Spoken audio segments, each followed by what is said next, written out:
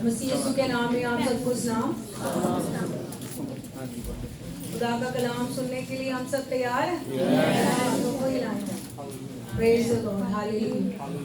मेरे भाइयों, मेरी बहनों, खुदा का कलाम जब भी हम सुनते हैं, खुदा का कलाम हमारी काट छाट और तराश करता है। आमीन। जितने मसीही जो बालिग हैं, जो मैच्योर हैं, जो खुदावंद में बढ़ रहे हैं, वो हमेशा कलाम को सुन के अपनी जिंदगी को चेक करते हैं और अपनी जिंदगी में से उन चीजों को जाने देते हैं जो खुदा की और आपकी रिश्ते की राह में बड़ी रुकावट है। आमीन। खुदा बहुत चाहता है, खुदा के दिल की ये ख्वाहिश है कि हम उसके साथ एक हो जाए, मिल जाए, लेकिन खुदा की तरफ से ये रुकावट नहीं होती, मेरी और आपकी तरफ से। आमीन। बहुत सी चीजें हमारे और खुदा के रिश्ते में रुकावट होती है जो खुदा चाहता है निकाले। खुदा हमसे बार बार कलाम करता है, बार बार खुदा हमें चीजें बताता है। सो जो बालिग होना चाहते हैं, जो बड़े होना चाहते हैं, जो खुदावंद में मजबूत होना चाहते हैं, वो क्या करते हैं? कलाम को सुन के अपनी जिंदगी को चेक करते हैं। जैसे खुदा का बंदा पौलुस कहता था कि मैं अपने आप को जांचता और आजमाता हूँ। आमीन। हर रोज वो अपने आप को चेक करता था। फिर वो कहता है मेरा दिल मुझे इल्जाम नहीं देता, फिर भी मेरा परखने वाला कौन है? खुदा है। आमीन। हमारा परखने वाला कौन है? खुदा का कलाम है। जब हम खुदा का कलाम सुनते हैं तो खुदा का कलाम हमें अंदर से चेक करता है। आमीन। मैं एक रात सोई थी, मैंने ख्वाब में देखा कि मेरे फेस पे कुछ लगा हुआ है और मेरे पास एक आईना है और मैं वो देख के ना तो अपना चेहरा साफ कर रही हूँ। और फिर मुझे जाग आ गई, खुदा ने मुझे कहा मेरी बेटी ये आईना मेरा कलाम है और इसमें तू अपने आप को देख के अपने आप को ठीक कर रही है, कहाँ कहाँ पे तुझे क्रैश। फिर उसके बाद मैं फिर सो गई और फिर मैंने एक और ख्वाब देखा। उसी टाइम मैंने देखा कि बहुत से लोग हैं जो बैठे हुए हैं खुदा के कलाम को लेके, यानी स्टेज पे। एक मैंने चर्च देखा, बड़ी बिल्डिंग देखी, वो बैठे हुए हैं और उनके चेहरों पे जो है, एक तो हमारा ओरिजिनल फेस होता है, एक होता है जो मास्क देखे हुए सबने, बड़े कलरफुल से। आपने देखा इंडियन जो मास्क लगाते हैं, पहला जो दूसरी फिल्मा देखते सा, वो बड़े प्यारे से कलरफुल से होते हैं। वो मैंने देखा कि स्टेज पे लोग बैठे हैं, उन्होंने अपने चेहरों पे वो लगाए हुए हैं और मैं बहुत पीछे हूँ। खुदा का रूह मुझे कह रहा है तुम जाके तो उनके मुंह से वो उतारो। तो मैं उधर बैठ के सोच रही हूँ मैं उठे जाके किंज लाऊं। फिर मुझे जाग आ गई, तो खुदा मुझे बता रहा था बहुत से लोग हैं जो कलाम सुनते हैं और उनको उस कलाम को कभी अपने दिल तक नहीं जाने देते, अपने यहाँ तक रखते हैं। और वो बजाय इसके कि वो अपनी जिंदगियों को अंदर से तब्दील करें, उन रुकावटों को दूर करें कलाम के वसीला से, वो एक बड़ा खूबसूरत सा मास्क बना के अपने मुंह के ऊपर फिक्स कर लेते हैं। इसका मतलब क्या है? वो जो दिखते हैं, वो जो नजर आते हैं, अंदर से वो नहीं होते। आमीन। जो मसीह में है, खुदा कैसे लोगों को पसंद करता है? जिनके दिल साफ है, जो एक जैसी जिंदगी गुजारे, दोहरी जिंदगी से खुदा को नफरत है। आमीन। आए हम खुदा के कलाम में से देखेंगे। हम सब जानते हैं हम आखिरी अयाम में से गुजरे। यहूदा के खत में लिखा हुआ है कि जमीन पे रहने वालों तुम पे अफसोस कि अबलीस जो है बड़े कहर में उतरा है। अभी आप देखें तो अबलीस बड़ा फास्ट बड़े तेजी के साथ अपना काम कर रहा है, क्योंकि आखिरी दौर है, आखिरी वक्त है, उसका वक्त जो है वो खत्म होने वाला है। लेकिन हमें ये देखना है हम कहाँ पे हैं। हम कह रहे थे खुदा, हम अक्सर गीतों में गाते हैं यीशु तू लौट आ, लेकिन अगर वो लौट आए तो क्या हम उस मुकाम पे हैं कि हम उसके साथ जाएं? आए मेरे साथ देखिए मुकाशफा की किताब, उसका 3रा बाब।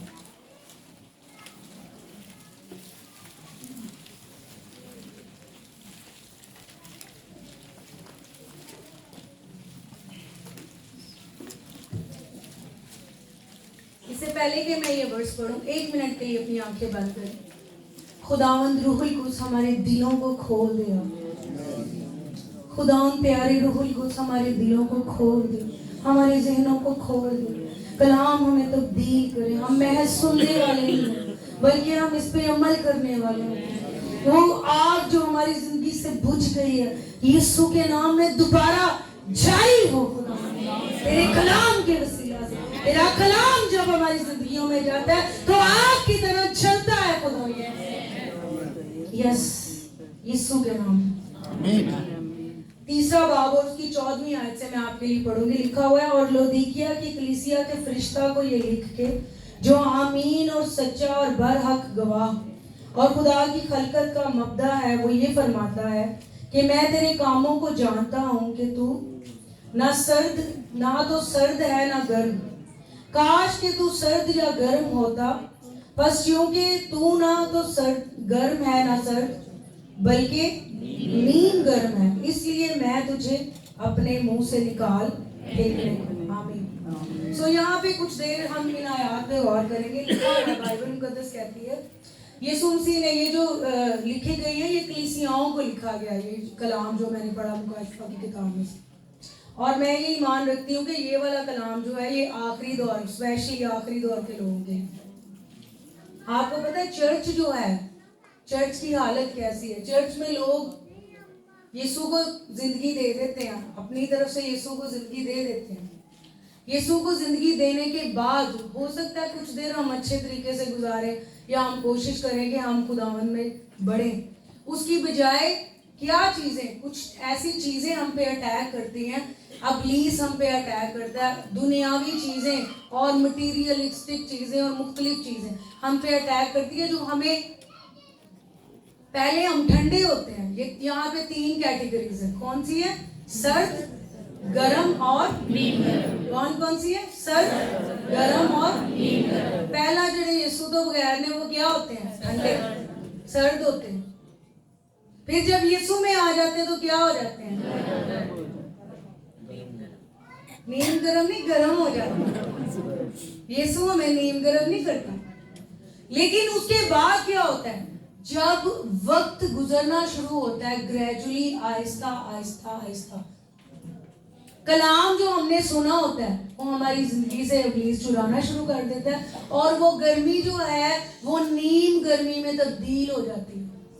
आपने कभी पानी गर्म किया? पानी गर्म करके कुछ देर आप उसको आग से उठा के नीचे रख दें तो क्या होगा? एकदम नहीं होता।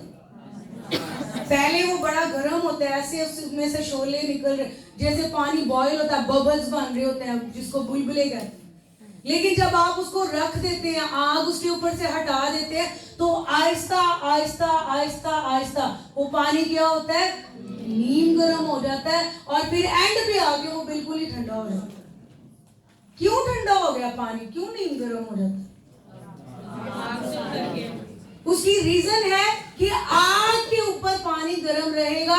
जब आप उसको आग से दूर ले जाएंगे तो वो पानी नीम गर्म होता होता ठंडा हो जाएगा।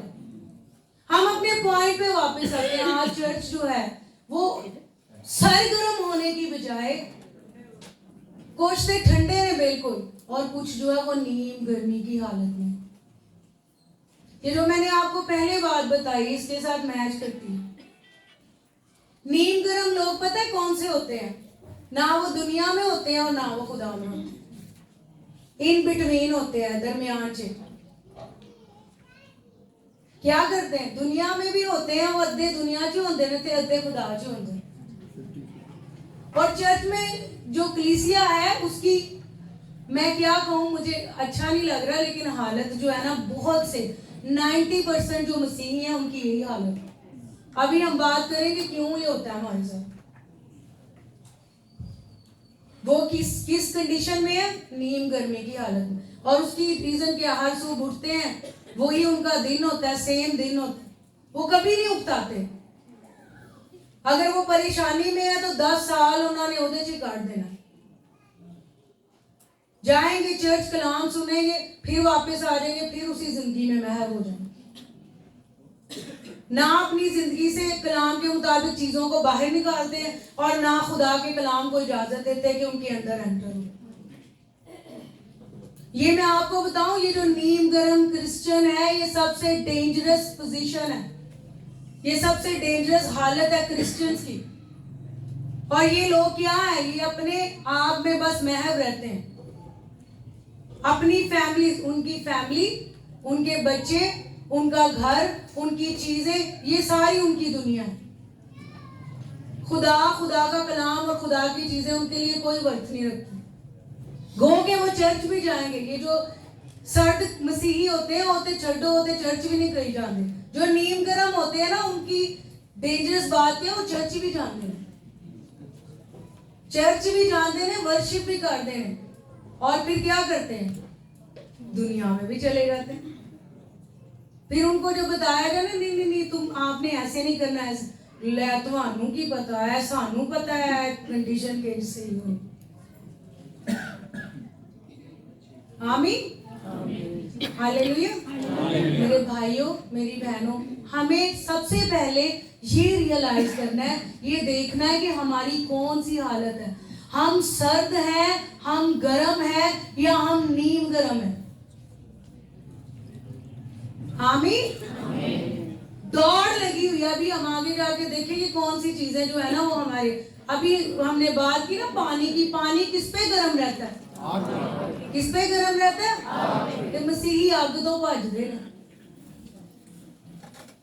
बाइबल कहती है हमारा खुदा भस्म करने वाली आग है। इब्रानियों के खत में लिखा है हमारा खुदा भस्म करने वाली आग है। जब हम आग के पास रहते हैं, आग के ऊपर रहते हैं, तो फिर हम गर्म रहते हैं। जब हम आग से दूर हो जाते हैं, फिर असी नीम गर्म होने हैं, ठंडे होने। अब यहाँ पे देखिए डेंजरस बात है, 16वीं आयत में लिखा है, यीशु ने क्या कहा? बस चूंकि तू ना तो गर्म है ना सर्द, बल्कि नीम गर्म है, इसलिए मैं तुझे अपने मुंह से निकाल। जो नीम गर्म क्रिश्चियंस हैं, मैं आपको बताऊं, आखिरी दौर में से हम गुजरे। ये साल का, पिछले साल 2024 का जब एंड हो रहा था, तो मैं सोच रही थी खुदावंद अगले साल मैंने वही सेम चीजें नहीं देखनी जो मैंने पिछले कई सालों में देखी। और बहुत से मसीहियां वो सेटिस्फाई हैं, बस बैठे हुए हैं।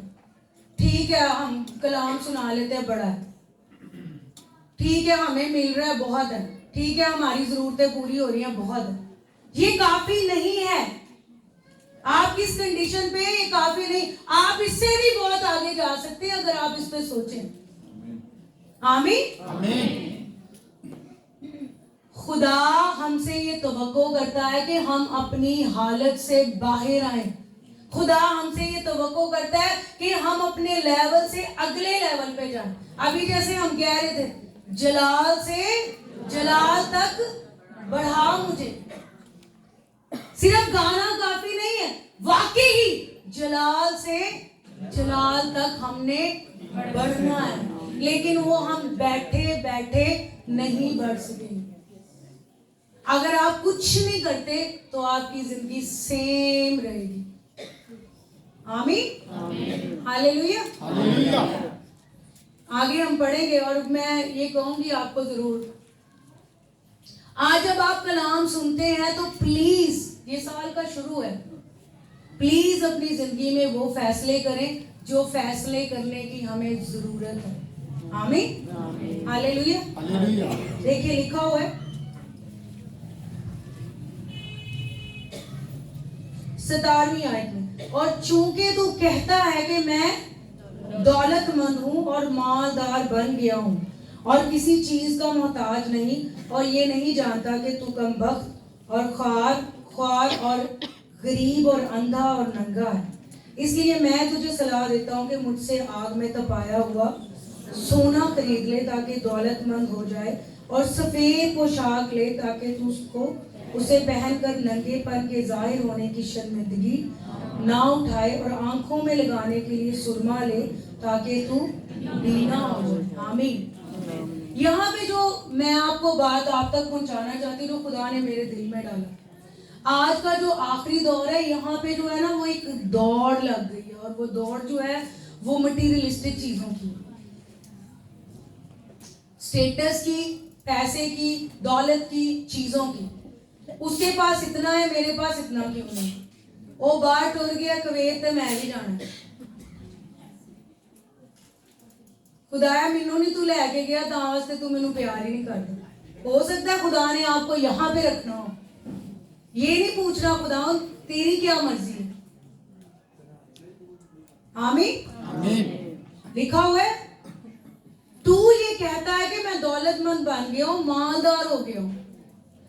अब जो दौर है इसमें दौलत के पीछे ज्यादा दौड़ लगी हुई है, चीजों के पीछे ज्यादा दौड़ लगी हुई है। मैं ये कर लूं, मैं वो कर लूं, मैं ये ले लूं, मैं वो ले लूं, मैं ये खरीद लूं, मैं वो खरीद लूं। मेरे दिल में आ रहा था आज, हो सकता है आपको मजाहिया बात लगे, लेकिन आज की जो दौड़ है वो क्या है, ब्रांड से ब्रांड तक है। फलाने ने वो पा लिया है, ने पा लिया, ने वो पा लिया, और उसकी रीजन क्या है, अभी हम इस पे भी बात करेंगे। उसकी वजह क्या है। अब अगर आप ये सोचे ना, ये जो मैं आयतें पढ़ रही हूँ ये चर्च को नहीं लिखी गई, तो ये कलीसिया को लिखी गई है। लिखा हुआ है लौदीकिया की कलीसिया के फरिश्ता को, ये किसको लिखी गई है, और कलीसिया को इसलिए लिखी गई है क्योंकि कलीसिया को इसकी जरूरत है। अपनी तरफ हाथ करें और कहें, मुझे कलाम की जरूरत, मुझे कलाम की जरूरत है। आमीन। आमीन। मेरे भाई और बहनों, अगर हमारी तवज्जो, हमारा फोकस खुदा से हट के चीजों की तरफ आ जाएगा तो वो चीजें हमें ठंडा कर देंगी, वो चीजें हमें नीम गर्म कर देंगी। अगर हमारा फोकस, देखें एक आयत, फिर उसके बाद हम इस पे वापस आएंगे।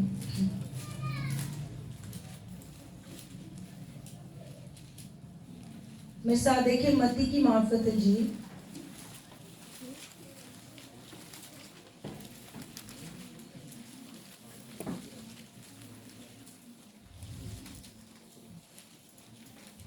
छठा बाब और उसकी 22वीं आयत। लिखा है, बदन का चिराग आंख है, बस अगर तेरी आंख दुरुस्त हो तो तेरा सारा बदन रोशन होगा, और अगर तेरी आंख खराब हो तो तेरा सारा बदन तारीक होगा।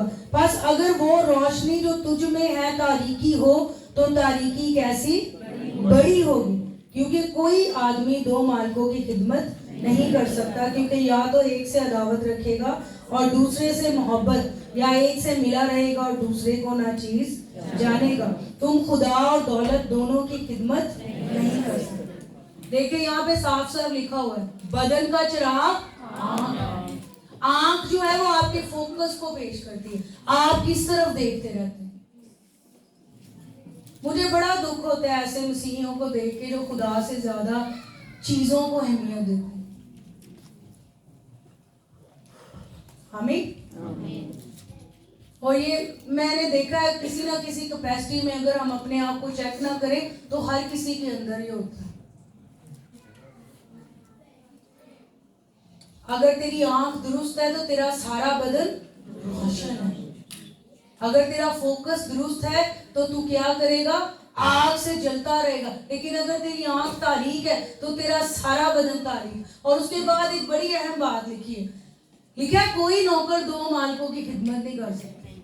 जो हम पहले बात कर रहे हैं, दो चीजें, अगर हम दो चीजें दोनों तरफ होने की कोशिश करेंगे तो वो हमें इन बिटवीन कर देंगी, दरमियान में ले आएंगी, नीम गर्म कर देंगी। कुछ लोग जो है उन्होंने एक लेवल सेट किया हुआ है। मैं दुआ करती हूँ खुदावंद ये कलाम आप पे खुले। एक लेवल सेट किया हुआ है। खुदा ने सुबह उठ के दुआ की, फिर सारा दिन उन्होंने अपने काम किए, फिर उसके बाद उन्होंने जो है ना वो अपना वही काम शुरू कर दिया, फिर उसके बाद रात हुई, दुआ की, सो गए। एक लेवल उन्होंने सेट किया, खुदा उनको इस दर्जा तक ले आया, एदे तो अगे उन्होंने नहीं बढ़ना। आमीन। इससे पहले कि हम आगे बढ़े, मेरी गुजारिश है सबसे, 1 मिनट के लिए आप अपनी आंखें बंद करें और बड़ी ईमानदारी और दयानतदारी से अपनी जिंदगी पे सोचें। आज किसी भाई बहन मियाँ बीवी ने एक दूसरे के बारे में नहीं सोचना, अपने बारे में सोचें कि आप अभी किस लेवल में हैं खुदावन में। आए आंखें, सब आंखें बंद हो जाए और 1 मिनट के लिए ईमानदारी से सोचें आप किस दर्जा पे खड़े हैं खुदावन में। और अगर आप इस दर्जा पे तो इस दर्जा पे आपको कितना अर्सा हो गया। आंखें खोल लें, मुझे नहीं आपने बताना। जवाब मिला आपको? किन्नू किन्नू मिला?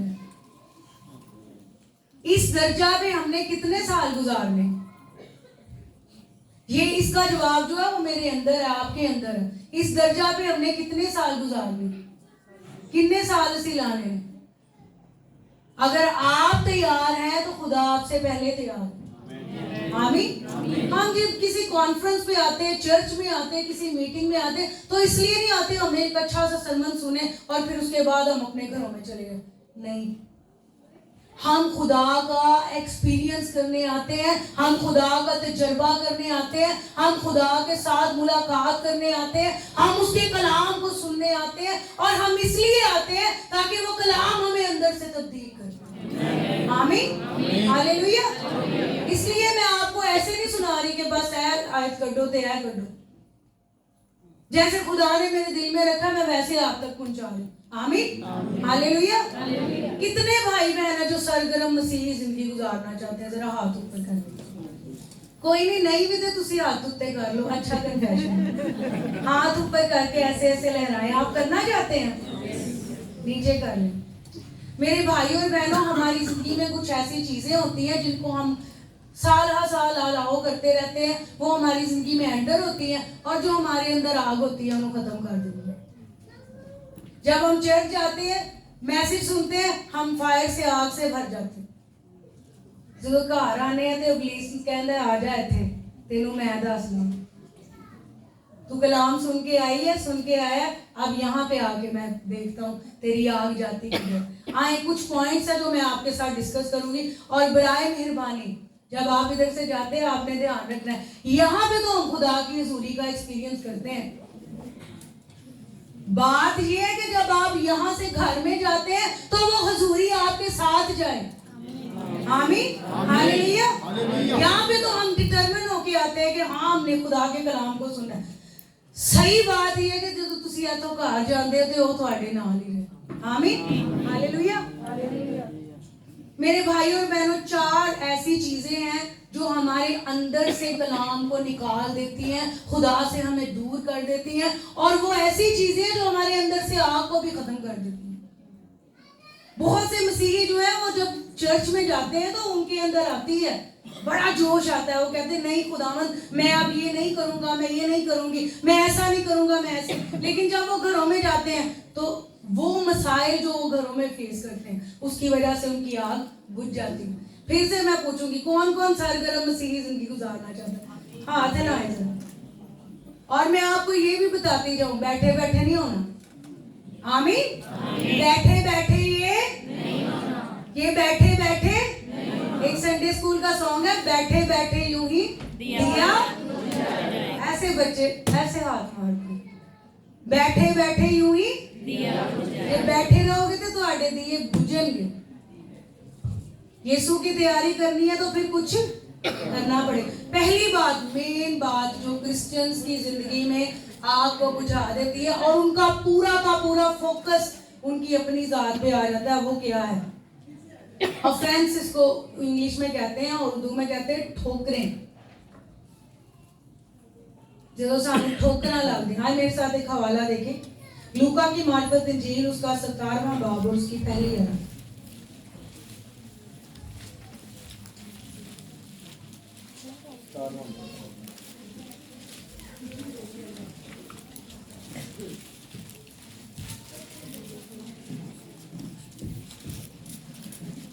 सफा नंबर 71 पे आपको मिलेगा। लूका की मार्फत इंजील 17वां बाब पहली आयत लिखा हुआ है, फिर उसने अपने शागिर्दों से कहा, ये नहीं हो सकता कि ठोकरें ना लगे। क्या यीशु ने कहा? ये नहीं हो सकता कि ठोकरें ना लगे। ऊंची आवाज में बोले, ये नहीं हो सकता कि ठोकरें ना लगे। ये नहीं हो सकता कि ठोकरें ना लगे। इसका मतलब कि ठोकर लगनी है। ठोकर क्या होती है? आप रास्ते में चल रहे हैं, आपके सामने कोई पत्थर आया, आपको ठोकर लग गई। बात ये नहीं आपको ठोकर लग गई है, खतरनाक बात ये ठोकर खा के तुसी किते डिग ना जाओ। ज्यादातर जो क्रिश्चियंस हैं, ज्यादातर जो मसीही है, जब उनको ठोकर लगती है तो वो सीधे स्टेबल नहीं हो पाते, वो गिर जाते हैं। जब आप कलाम को सुन के बेशतर जब आप घर में जाते हैं तो कोई ना कोई ऐसा पर्सन बैठा होता है जड़ा पत्थर बन के बैठा होता है ते तुसी जड़ा ना तुहानू ओदे नाल ठोकर लगनी होगी। खुदा ने कोई ना कोई ऐसा आपके लिए रखा होता है। बड़ी दुआएं करते ना, खुदावन मुझे बढ़ा, खुदावन मुझे सब्र दे, खुदावन मुझे मोहब्बत सिखा। बड़े हम रूहानी होके दुआ करते हैं, तो जब बड़ा सा पत्थर आता है ठोकर के लिए तो फिर असी रोना शुरू कर देंगे। खुदाया है कि ये पत्थर ते ठा, खुदा कहता है पत्थर मैं नहीं ढाना, ऐसे ही रहेगा। जब तक हमें ठोकर ना लगे हम खुदा पे डिपेंड करना नहीं सीखते, हम मोहब्बत में चलना नहीं सीखते।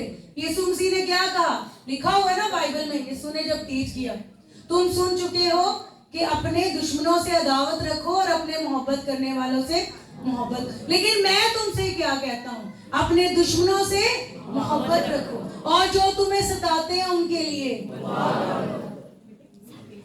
इसका मतलब लोग सताएंगे, इसका मतलब आपको ठोकर लगेगी, इसका मतलब कि आपके आगे पत्थर आएंगे। और यहाँ पे एक और बात हम क्लियर करते जाए, ठोकर जो है वो आपको बाहर की किसी लोग से, बंदों बंदियों से नहीं लगती जिनको आप जानते ही नहीं।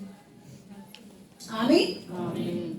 बाहर कोई किसी के साथ आपकी सलाम दुआ है, वो आपको कुछ कह के चला जाए तो आपको कोई फर्क पड़ेगा? ठोकर लगती है जो आपके बड़े करीबी रिलेशंस हैं, वो हस्बैंड और वाइफ भी हो सकते हैं। बीवियां अपने हस्बैंड्स के लिए पत्थर बन सकती हैं, ठोकरों का बायस हो सकती हैं। हस्बैंड अपनी बीवियों के लिए हो सकते हैं। और काम वहां पे खराब होता है जब आप ठोकर खा के गिर जाते हैं। जब आपको ठोकर लगती है तो वहां पे दो चीजें होती है जिनका आपने चुनाव करना है। सबका है चुनाव मेरा है, चुनाव मेरा है। किसका है? मेरा है। हाँ जी। जब आपको ठोकर लगती है तो आपके पास दो सिचुएशंस होती हैं जिसकी तरफ आपने मुड़ना होता है। पहली, आप डिस्करेज हो जाएं और आप गिर जाएं और आप उस बंदे से, उस बंदी से नफरत करना शुरू कर दें।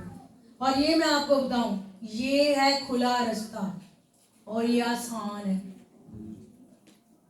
ये वो एटीट्यूड है जो आपके अंदर से आग को खत्म कर देगा। ये वो रवैया जो आपको खुदा से दूर ले जाएगा, क्योंकि खुदा का कलाम ये नहीं कहता। बहुत से लोग कहते हैं मैनू पता है खुदा का कलाम की कहता है, मैनू पता है खुदा कहता है माफ करो, फिर भी मैं नहीं करना। भी जो तो पता है तो नहीं करना। तो लिखा हुआ है लूका की मार्फत इंजील में लिखा है, जिस नौकर ने अपने मालिक की मर्जी जान ली और फिर भी उस पे अमल ना किया, वो की होगा, उन्हें बहुत ही मार पड़ी। आप देखिए ज्यादा मार खानी है या खानी नहीं है। सो हम वापिस आएंगे। ठोकर लगने में दो सिचुएशंस होती हैं। एक, आप मायूस हो जाएं, आप डिस्करेज हो जाएं और आप गिर जाएं और आप नफरत करें और आप ना माफी रखें। और दूसरी कंडीशन क्या है? खुदा के कलाम के मुताबिक आप खुदा के हुजूर चले जाएं, खुदा के रूह के पास चले जाएं, उससे कहें मैं कुछ नहीं, खुदावंद इसने मुझे कुछ भी कहा, मैं कुछ नहीं हूं। खुदावंद मुझे पता है तेरे कलाम में लिखा है कि मैंने माफ करना है। खुदावंद मुझसे नहीं होता, तू मुझे ले, तू मेरा मददगार ही तो है, तूने तो मेरी मदद की है हर सिचुएशन, हर हालत में। मेरे भाई और बहनों याद रखें, खुदा ने मुझे एक बात सिखाई, जब भी कभी मैं किसी के आगे जाके किसी को सॉरी करूं या किसी से माफी मांगूं या मैं अपने आप को किसी के आगे झुकाऊं, तो याद रखें खुदा ने मुझे कहा मेरी बेटी ये तू बंदों और बंदियों के आगे नहीं झुकती, ये तू मेरे आगे झुक रही है। हालेलुया। हम गाते हैं ना, सजदे उसे मैं लाखों करूं। हम लाखों ये वाले सजदे नहीं कर सकते, हम एटीट्यूड्स के सजदे कर सकते हैं उसके। हालेलुया। हर रवैया वो जो खुदा के खिलाफ है, खुदावंद मैं उसको तेरे आगे झुका दे। कोई बात नहीं खुदावंद, उसने मुझे कह दिया, तेरा कलाम ये कहता।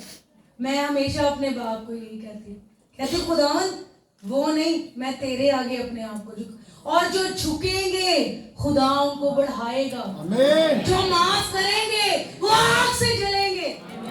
लेकिन जड़े ना माफियां रखेंगे, जो ठोकरें खाएंगे, जो मायूस हो जाएंगे, उनको कुछ भी नहीं मिलेगा। साल हर साल गुजर जाएंगे। मैं अब आपको बताऊं, साल हर साल हमें पता होता है ना माफी ठीक नहीं, फिर भी इतनी छोटी सी बात है, लेकिन ये इतनी बड़ी बात है जो हमें खुदा से दूर ले जाती है। मैं अक्सर अपने बारे में सोचती हूँ, लिखा हुआ है कि अगर तुम दूसरों के कसूर माफ करोगे तो तुम्हारे कसूर भी माफ किए जाएंगे। आमीन, ऐसे ही लिखा है ना। तो इसका मतलब अगर हम माफ नहीं करेंगे तो फिर क्या होगा? आपने ऊंची आवाज में बोलना है, हमें भी माफ नहीं किया जाएगा। हमें भी माफ नहीं किया जाएगा। जैसा हम चाहेंगे वैसा ही खुदा हमारे साथ, जैसा हम दूसरों के साथ करेंगे वैसा ही हमारे साथ भी होगा। आमीन, हालेलुया। अगर हम सरगर्म रहना चाहते हैं तो फिर ये जो पत्थर पड़े हुए हैं उनको उठा के हटाना छोड़ दें, उनके लिए दुआ करें, खुदा इन पत्थरों को मोम करे। आमीन, हालेलुया। स्टैंप ना करें, ऐ नहीं हो सकता। जब स्टैंप करेंगे तो फिर वो कभी भी नहीं होएगा। हमने बहुत से पत्थरों पे ये स्टैंप की हुई है कि ऐ नहीं कभी बदल सकते, और शैतान कहता है वेरी गुड, यही तो मैं चाहता हूं, तुम बोलो और मैं करूं, तुम कहो ऐ नहीं बदलेंगे, वेरी गुड, ऐ कभी भी नहीं बदलेंगे।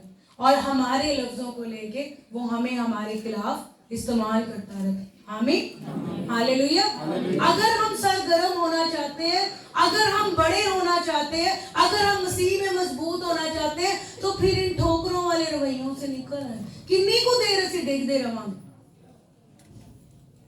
आपको अगर टारगेट मिला कि आपने वहां तक जाना है, बाइबल में लिखा हुआ ना, हमारे पास एक गोल है, एक टारगेट है, हमने एक जगह तक पहुंचना है, वहां तक जाना है। बार बार तुम डिगो फिर उठो फिर डिगो, पहुंचोगे?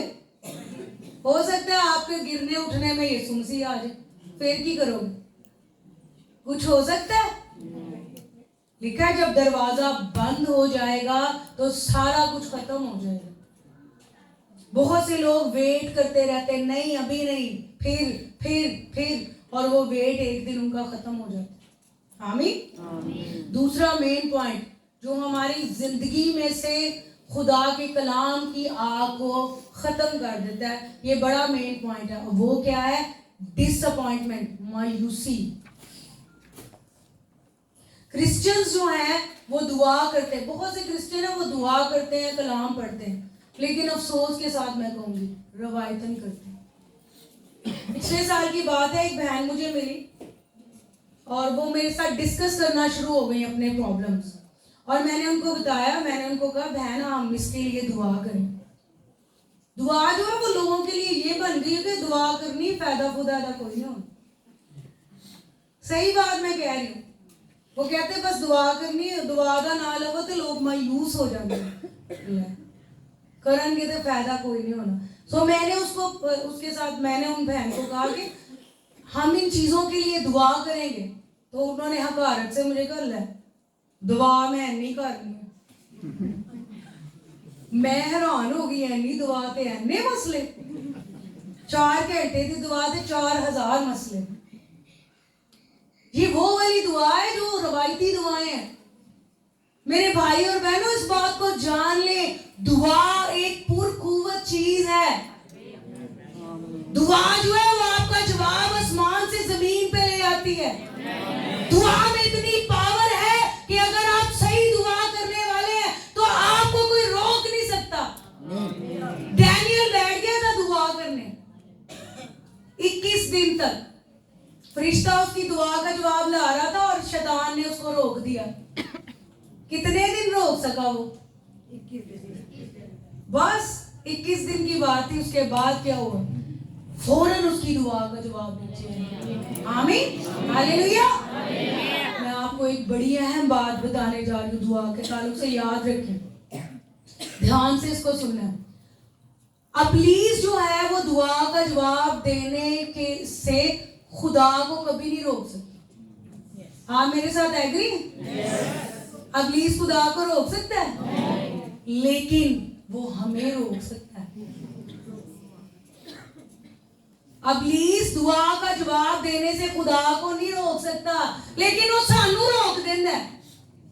कैसे रोकता है? हमें मायूस कर देता है। डैनियल की जगह असी होते थे 2 दिन बाद असी उठ के भाज जाना। और आपको पता है डैनियल अकेला नहीं था, उसके साथी भी उसके साथ, लेकिन उसके साथी वहां से भाग गए थे। जवाब फिर किसको मिला? जो वहां पे मौजूद था। आमीन। अब प्लीज दुआ का जवाब देने से हमें कैसे रोकता है? हमें मायूस कर दे, छड़ पर कोई भी नहीं आना जवाब, कोई खुदा खुदू नहीं है। और मैं आपको बताऊंगी, लास्ट ईयर की बात है, मैं किसी चीज के लिए प्रेयर कर रही थी और दुआ करते हुए, पता है क्या होता है जब आपकी दुआ का जवाब आ रहा होता है, समटाइम्स आपकी दुआ का जवाब बिल्कुल ऐसे बिल्कुल करीब होता है। तो क्या होता है, मैं दुआ कर रही थी और बिल्कुल ऐसे मेरी दुआ का जवाब था। अब प्लीज को बड़ी तकलीफ होती है, वो कभी नहीं चाहता आपकी दुआओं का जवाब है। क्या हुआ, मैं बेजार होना शुरू हो गई, मैं इरिटेट होना शुरू हो गई, मैं मायूस होना शुरू हो गई। मेरे अंदर आवाज आई, कोई नहीं तुझे जवाब मिलना, ऐसे ही तू दुआ करी जा रही है, ये है वो है। थोड़ा सा मैंने उस आवाज को सुनना शुरू किया। जब मैंने सुना, मैं ओवर इरिटेट हो गई। वो आपको बेजार करता है, बेजार जब हो जाते हैं फिर उसके बाद तो मायूस कर देता है। अब मैं जब इरिटेट हो रही थी तो फिर क्या हुआ, मैंने खुदा की रूह से मदद ली। मैंने कहा खुदावंद होली स्पिरिट रूहुल कुछ मुझे बता, ये मुझे क्या हो रहा है, मैं तो ऐसे नहीं करती। फौरन खुदा की रूह की आवाज आई, मेरी बेटी तेरी दुआ का जवाब बिल्कुल पॉइंट पे है और अबलीस तुझे दूर लेके जा रहा है ताकि ना मिले। फिर क्या होगा, मैनू पता चल गया। जब आप खुदा के कलाम को जानते हैं, खुदा के कलाम को हर रोज पढ़ते हैं, खुदा के कलाम में जिंदगी गुजारते हैं, तो प्लीज आपको धोखा नहीं दे सकता। जैसे ही मुझे पता चला, मैंने अपने आप को रूहुल कुद्स के हाथों में दी। मैंने कहा आप मेरी मदद करें। और मैं आपको बताऊं, कुछ सेकंड्स के बाद या शायद 1 घंटे के बाद मेरी दुआ का जवाब मुझे मिल गया, जो मुझे लग रहा था। हालेलुया। आज 2024 खुदा हमेशा दुआओं का जवाब देता है। आमीन। लेकिन प्लीज ਤੁਹਾਨੂੰ ਕਹੇਗਾ ਉਹਨੂੰ ਦਿੰਦਾ, तो ਤੈਨੂੰ नहीं मिलना। वो हर तरह से आपको कैप्चर करने की कोशिश करेगा। ओदे वास्ते हो गया, तेरे वास्ते नहीं होना, सब के लिए मुमकिन है। लिखा है जो एतकाद रखता है उसके लिए सब कुछ मुमकिन है। अगर हम एतकाद रखते हैं, अगर हम मायूस नहीं होते, तो फिर क्या? आए एक हवाला देखें मेरे साथ, गलतियों के नाम लिखा गया पौलुस रसूल का खत,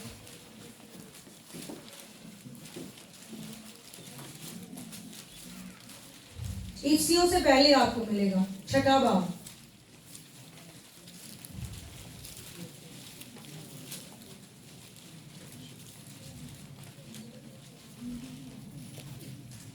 नौवीं आयत लिखा हुआ है, हम नए काम करने में हिम्मत ना हारे, क्योंकि अगर बेदिल ना होंगे तो ऐन वक्त पर। मेरे भाई और बहनों, इस बात को जान लें, चाहे आपको दुआ करते करते महीना भी हो गया, तो मत इस बात का यकीन करें कि खुदा आपको जवाब नहीं देगा। यहाँ पे एक बड़ी मेन बात है, अगर आप दुआ करने वाले हैं, आप खुदा के करीब हैं, और मैं आपको ये बात बताऊं, आप खुदा को जानते हैं, तो प्लीज कभी भी आपसे आपकी प्रेयर का आंसर नहीं ले पाएगा। आपको पता होगा खुदा ने आपको जवाब देना ही देना। कुछ लोग हैं मायूस होकर इधर उधर भागना शुरू हो जाते हैं, और मैं आपको बताऊं, जिस कदर आप मायूस होते हैं उस कदर इब्लीस के लिए आप दरवाजा खोल देते हैं कि वो आपकी जिंदगी में, आपकी फैमिली में एंटर हो। ये मायूसी एक ऐसी चीज है जो आपको कुछ भी नहीं करने देती। और अफसोस के साथ ये बात भी, चर्च में बहुत से लोग खुदा से मायूस हैं। अक्सर मैंने लोगों के मुंह से सुना, लोग कहते हैं खुदा ने पता नहीं कब करना, छोड़ो पर खुदा ने पता नहीं कब करना। जब आप तैयार होंगे तो खुदा आपका जवाब, दुआ का जवाब देने के लिए पहले ही तैयार है। लेकिन अगर आप मायूस हो जाते हैं, इब्लीस फिर आपकी दुआ के जवाब को रोक देता है। हाँ, मुझे बताएं, आपने जवाब देना है, इसमें किसका कसूर है, खुदा का है या हमारा? ऊंची आवाज में बोलो, किसका कसूर है? हमारा है। जिन्होंने जवाब छेती छेती मिल रहे होंगे ने ना, ते जड़े मायूस होंगे ना, उन्होंने वेख के सड़ते हैं। स्पिरिट ऑफ जेलसी जो है ना वहां पे काम करती है। बड़े खुदा है, बड़ियां गवाहियां सुनाते भी, खुदा उनकी जिंदगी में काम कर रहा है, वो गवाही दे रहे हैं, तो खुदा को जलाल मिल रहा है। यहाँ पे कलीसिया के लोग, क्योंकि खुदा नहीं ना अंदर होता, इस वजह से वो जेलस करते हैं कि इनकी जिंदगी में खुदा काम करता है। और मैं आपको बताऊं, ये इब्लीस की आवाजें हैं, मत इनको सुने। इनकी जिंदगी में खुदा इनके लिए करता है, मेरे लिए खुदा ने कब करना है? आपके लिए खुदा तब करेगा जब आप खुदा के हुजूर अपने आप को पेश करेंगे। आमीन। आमीन, हालेलुया। पेश करना जरूरी है, खाली करना जरूरी है। अगर आप सरगर्म जिंदगी गुजारना चाहते हैं तो फिर उसके लिए ये नहीं कि जो मर्जी तुसी ओ मैनू ओदे कोलों बड़ा मसला हो गया, एदे कोलों बड़ा उन्हें मैनू ऐ कह दिता, एने मैनू ऐ कह दिता, ऐ हो गया हुन ओ हो गया। कुछ लोग तो छुई मुई की तरह होते हैं, उनको कुछ कहा भी नहीं होता तो वो नाराज हो जाते हैं। ये नाराजगियां, नाराज होने वाले जो क्रिश्चियन है वो कभी सरगर्म नहीं हो सकते। वो पता है क्या करते हैं, कभी नाराज हो जाते हैं, कभी ठीक हो जाते हैं। इसी जो है ना वो उसमें इनकी सारी जिंदगी गुजर जाती है। बहुत से आधी जिंदगियां गुजार भी चुके हैं। आमीन। आगे बढ़ेंगे हम। तीसरा मेन पॉइंट जो हमें ठंडा करता है, हमें नीम गर्म करता है, हमें खुदा से दूर लेके जाता है, वो क्या है? हमारी एक्स्ट्रा मसरूफियात। लोग जो हैं वो बहुत बिजी हैं, बहुत मसरूफ हैं, उनके पास खुदा के लिए टाइम नहीं है। सारा टाइम मैंने लोगों को देखा है, बहुत से लोग जो है वो घंटा घंटा, डेढ़ दो घंटा फोन पे स्क्रॉलिंग करते रहते हैं, लेकिन कहते हैं दुआ का टाइम नहीं है मेरे पास। ये सच है। 3 घंटे की मूवी देख लेते हैं, लेकिन दुआ का टाइम नहीं है उनके पास। YouTube पे टाइम स्पेंड कर लेते हैं, फेसबुक पे टाइम स्पेंड कर लेते हैं, लेकिन दुआ का टाइम उनके पास नहीं है। कलाम पढ़ने का टाइम नहीं है उनके पास। अगर आप सरगर्म होना चाहते हैं तो सबसे पहले आपको दुआ और कलाम में वक्त गुजारना है। आमीन। जब आप आग पे रहते हैं तो फिर आप गर्म रहते हैं।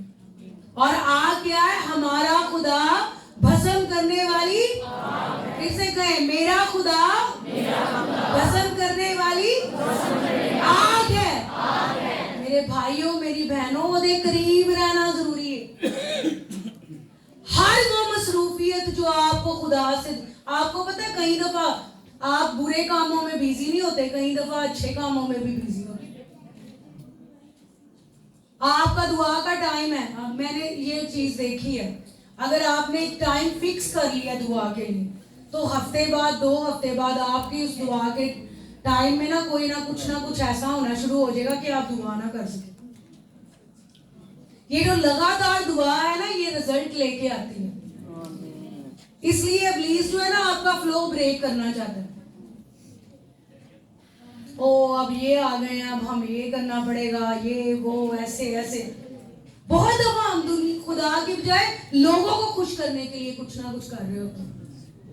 नहीं, मैं उसको ये नहीं कर सकती। आप बुरे तरीके से बात ना करें, मिसबिहेव ना करें, बदतमीजी ना करें, लेकिन अच्छे तरीके से जो खुदा का रूह आपको करने के लिए कहता है वो करना शुरू करें। पहले सबसे दुआ करें। जो दुआ करने वाले लोग नहीं, मैं खादम को सुन रही थी, वो कहते हैं जो दुआ करने वाले लोग नहीं है वो मगरूर हैं, क्योंकि वो ये जाहिर करते हैं कि खुदावंद हम तेरे बगैर सारा कुछ कर लेंगे। और ये बात दुरुस्त है। आप सुबह उठ के सबसे पहले जब दुआ करते हैं, आपके सारे काम आप अपने खुदा के हाथों में देते हैं। ये खुदावंद, ये काम मैं तेरे हाथों में देता हूं, तेरे हाथों में देती हूं, ये तू मेरी इसमें मदद कर। जो नहीं करते वो क्या है? मगरूर है। वो कहते हैं सियापी सारा कुछ कर लो, और फिर क्या करते हैं? खराब हो रहे होते हैं उनकी जिंदगी में काम, मसले खराब कर रहे होते हैं, चीजें खराब कर रहे होते हैं। हस्बैंड बीवी के साथ लड़ रहा है, बीवी हस्बैंड के साथ लड़ रही है। अगर आपकी दुआया जिंदगी मजबूत है तो आपकी जिंदगी जो है वो पुरकुवत होगी और जबरदस्त होगी। बाइबल हमें कहती है, इफिसियों के खत में लिखा है, बस ए भाइयों खुदावंद में और उसकी कुदरत के जोर में क्या बनो। लेकिन आपकी अगर एक्स्ट्रा मसरूफियत है तो वो आपको खुदावंद में मजबूत नहीं बनने देगी। मैं आपको बताऊं, मैं बहुत दफा मैंने इस चीज का तजर्बा किया। दुआ के लिए और कलाम के लिए आपको बहुत से कामों से पीछे होना पड़ेगा। मेरे घर में कई दफा बहुत काम पड़े भी होते हैं, लेकिन जब मुझे पता चलता है ना कि ये काम जो है ना ये मुझे खुदा से दूर ले जाएंगे, मैं उनको छोड़ देती हूँ। कई दफा हमारे अंदर ही आता है, अच्छा सुबह उठते हैं, खुदा कहता है मेरे बेटे मेरी बेटी चल दुआ कर, खुदावन टाइम बड़ा हो गया, 8 बज गए। अब ऐसे करता हूँ, मैं पहले ये कर लेता हूँ, ब्रश कर लूँ, मैं खाना खा लूँ, मैं नाश्ता कर लूँ, फिर मैं अभी लेट हो रहा हूँ। खुदा हमारा वेट करता रहता है, खुदा इंतजार करता रहता है, लेकिन हम उसको टाइम नहीं देते। मेरे भाइयों बहनों, अगर आप चाहते हैं सरगर्म हो तो इस एक्स्ट्रा मसरूफियत को निकाल दें। अगर आपने 8 बजे निकलना है, मैं अक्सर अपने आप को ये बात कहती हूँ, आपको अगर नींद आ रही है तो 8 बजे भी तो तुसी उठना ही है ना, है कि नहीं? जवाब दें। तो फिर तुसी 7 बजे उठ जाओ, घंटा पहला उठ जाओ। ये हमारे अंदर की और इब्लीस इससे हमें सैटिस्फाई करता है। तू रात को बड़ा लेट सुता सी, तू रात को बड़ी लेट सुती सी, तू बहुत थकिया होया, सो जा।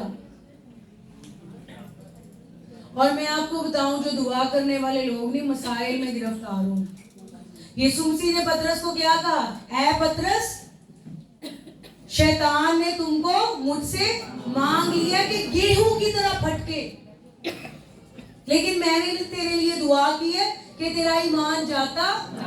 अब जब वो गेत्समनी में थे, यीशु उन्हें उठाने पर दुआ करो, उन्हें नींद ही बड़ी आई। जागो और दुआ करो ताकि आजमाइश में सबसे पहले इस बात को सेट करना है, जागना है, दुआ करनी। कुछ लोग कहते हैं नहीं जागना कौन सा जरूरी, हम सुबह भी दुआ कर सकते हैं।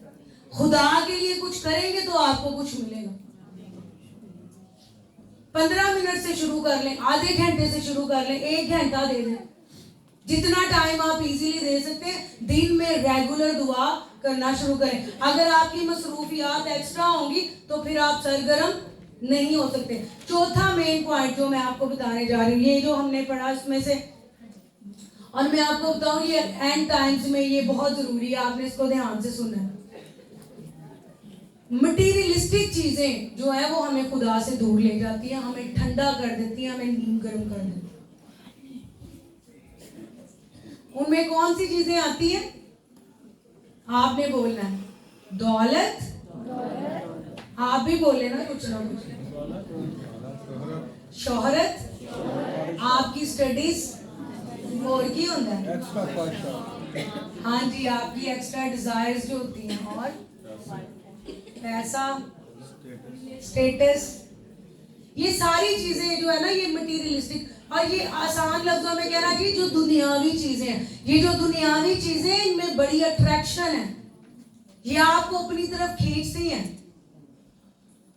ये क्या करेंगी? आप सुबह उठेंगे, आप देखेंगे, आपको पता है आंखों की ख्वाहिश जो है वो बड़ी डेंजरस है अगर आप खुदावंद में मजबूत नहीं। इब्लीस ने हवा को ऐसे ही ट्रैप किया था। उसने क्या किया? वो फ्रूट, वो फल जिसको खाने से मना किया गया था, उसने उसको दिखाया, वो उसका फोकस दिलवाया, इसको देख। बाइबल कहती है, लिखा है उसने जब देखा कि ये फल खाने के लिए अच्छा और आंखों को खुशनुमा मालूम होता है, तो फिर उसने लिया। ये जो दुनिया की चीजें हैं ये आपको अट्रैक्ट करती हैं, ये आपको अपनी तरफ खींच लेती हैं, लेकिन खुदा ये नहीं चाहता। जो मसीही लोग हैं उनका पहला जो दर्जा है वो मटीरियलिस्टिक चीजें नहीं है, वो खुदा है। आमीन। अफसोस के साथ मैं ये बात कहूंगी, बहुत से मसीही जो हैं वो खुदावंद में आते ही मटीरियलिस्टिक चीजों के अंदर। आमीन। हमें दौलत मिल जाए, हमारे पास गाड़ी आ जाए, हमारे पास ये हो जाए, हम बड़े प्रॉस्परस हो जाएं, अच्छी बात है, खुदा इन चीजों से मना नहीं करता। बाइबल में लिखा है जब तुम उसकी बादशाही और रास्तबाजी की तलाश करोगे तो ये सब चीजें तुम्हें मिल जाएंगी, लेकिन हमने इन चीजों के पीछे नहीं भागना। अगर हम खुदा को छोड़ के इन चीजों पे फोकस करेंगे तो फिर खुदा मिस हो जाएगा हमारे से। खुदा ये नहीं चाहता। आमीन, हालेलुया। अगर क्रॉस अंदर से निकल जाएगी, खुश भी नहीं रहना। हम कई दफा जो है वो इन्हीं चीजों के पीछे, खुदा मैंने देखा मसीही दुआएं करते हैं तो वो भी अपने लिए करते हैं। खुदा मैनू गड्डी दे दे, हुण मैनू ऑल्टो दे दे, हुण मैनू कल्टस दे दे। पता नहीं कौन कौन सी दुआएं। खुदा ये बुरी बात नहीं है, लेकिन मैं आपको इससे भी ऊपर बात बताती हूँ। अगर आप खुदा को फॉलो करेंगे, अगर आपका खुदा फोकस है, तो आपको मांगना भी नहीं पड़ेगा। लिखा है वो अपने महबूब को नींद में दे देता है। उसका महबूब बन जाए, उससे प्यार करना शुरू करें, उसकी तलाश करना शुरू करें। आज जोरदार तालियां खुदा को बजाएं।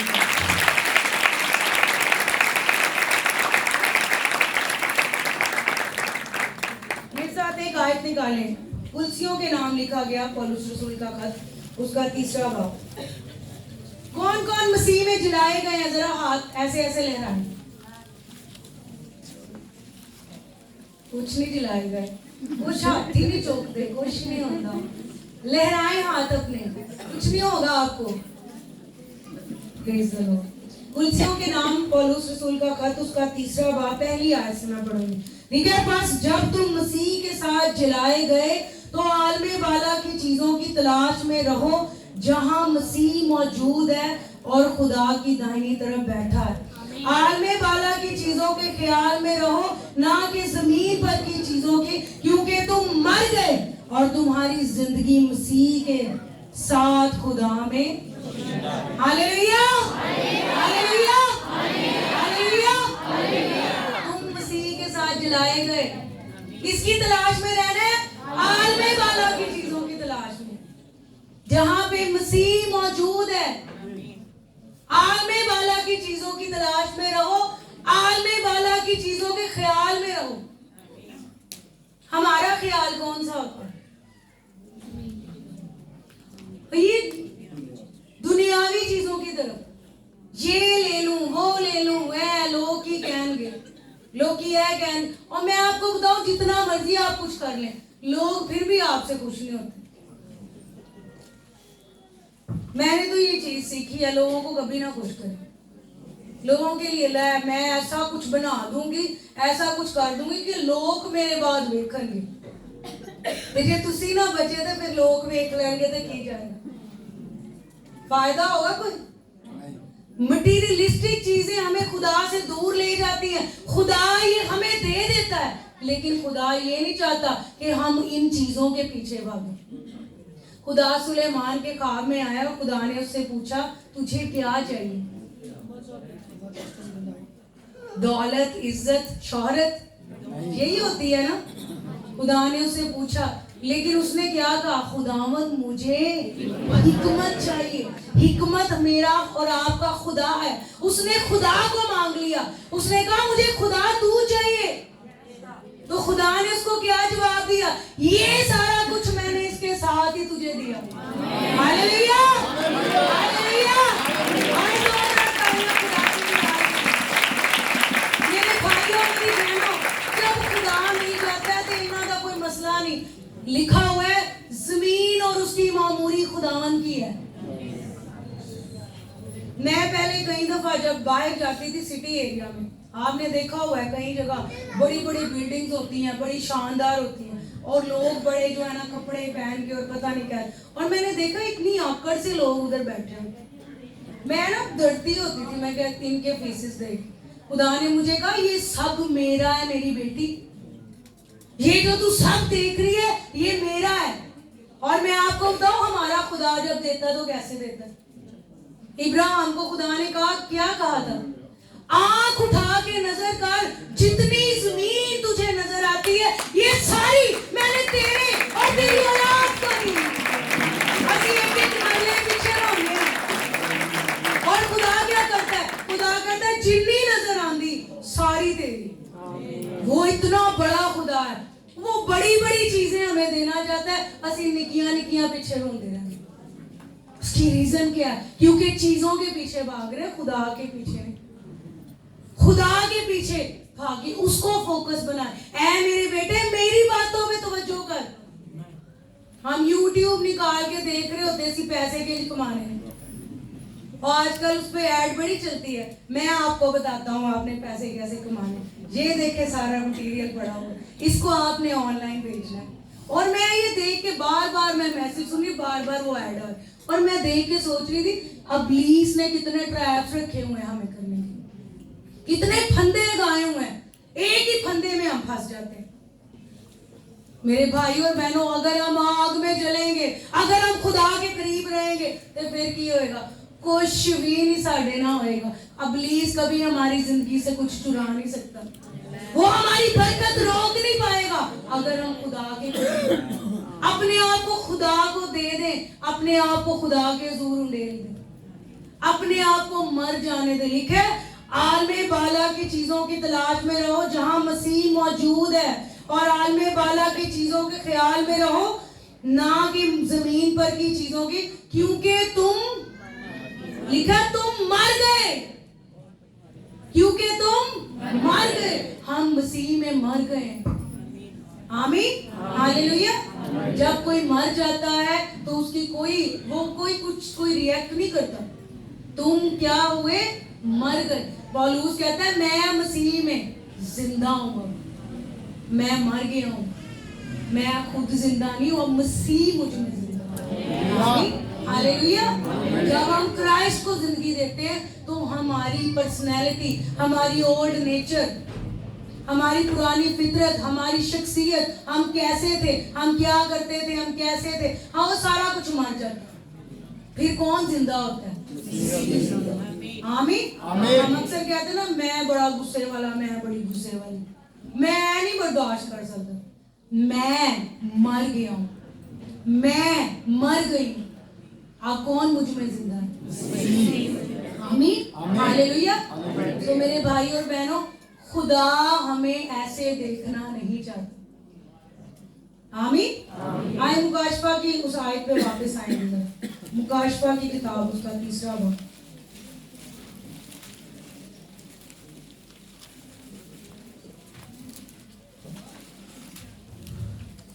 उन्नीसवीं आयत लिखा हुआ है, मैं जिन जिन को अजीज रखता हूं उन सब को मलामत और तंबीह करता हूं, बस सरगर्म हो और तौबा करो। सरगर्म हो और तौबा करो। जहां जहां पे हमें तौबा की जरूरत है हमें करनी चाहिए।